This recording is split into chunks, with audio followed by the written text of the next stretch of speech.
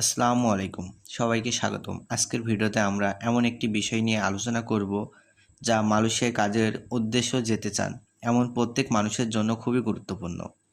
অনেকে জানতে চান মালয়েশিয়া যেতে হলে কি কি কাগজপত্র লাগে এবং কোন কাগজগুলো বাধ্যতামূলক, আর চাকরির চুক্তিপত্র বা এমপ্লয়মেন্ট কন্ট্রাক্ট আসলে কি। আজকের ভিডিওতে আমি সহজ ভাষায় সবকিছু বিষয় বিস্তারিতভাবে তুলে ধরব, তাই ভিডিওটি শেষ পর্যন্ত দেখুন। প্রথমে বলতে হয়, মালয়েশিয়ায় বৈধভাবে কাজ করতে হলে একটি বৈধ আন্তর্জাতিক পাসপোর্ট থাকতে হয়। সাধারণত পাসপোর্টের মেয়াদ কমপক্ষে 6 মাস বা তার বেশি থাকা প্রয়োজন। পাসপোর্টের নাম, জন্ম তারিখ এবং অন্যান্য তথ্য জাতীয় পরিচয়ের সঙ্গে মিল আছে কিনা সেটাও আগে থেকে যাচাই করে নেওয়া উচিত। কোনো ভুল থাকলে আগে সংশোধন করে নেওয়া ভালো। এরপর আসেন জাতীয় পরিচয়পত্র বা এনআইডি। এটি আপনার পরিচয় নিশ্চিত করার জন্য গুরুত্বপূর্ণ একটি কাগজ।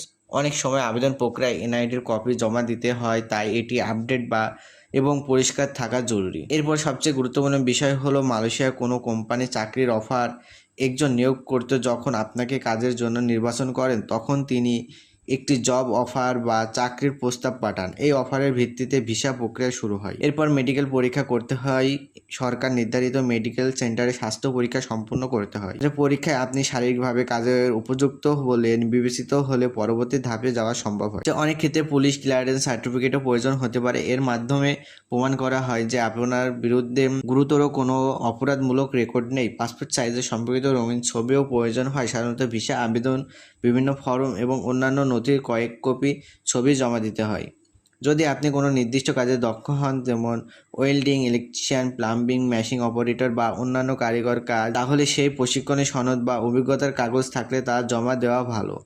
এতে অনেক সময় চাকরি পাওয়ার সুযোগ বাড়ে। এখন আসি চাকরির চুক্তিপত্র বা এমপ্লয়মেন্ট কন্ট্রাক্টের বিষয়ে। এটি হলো নিয়োগকর্তা এবং কর্মীর মধ্যে একটি লিখিত আইন চুক্তি। এই চুক্তিপত্রে আপনার মাসিক বেতন কত হবে, প্রতিদিন কত ঘন্টা কাজ করতে হবে, সপ্তাহে কতদিন কাজ থাকবে, ওভারটাইম নিয়ম কি, থাকা খাওয়ার সুবিধা আছে কিনা, চিকিৎসা সুবিধা আছে কিনা, ছুটি, চুক্তির মেয়াদ এবং চাকরি শেষ হলে কি নিয়ম অনুসরণ করা হবে, এই বিষয়ে বিস্তারিত আপনার লেখা থাকবে।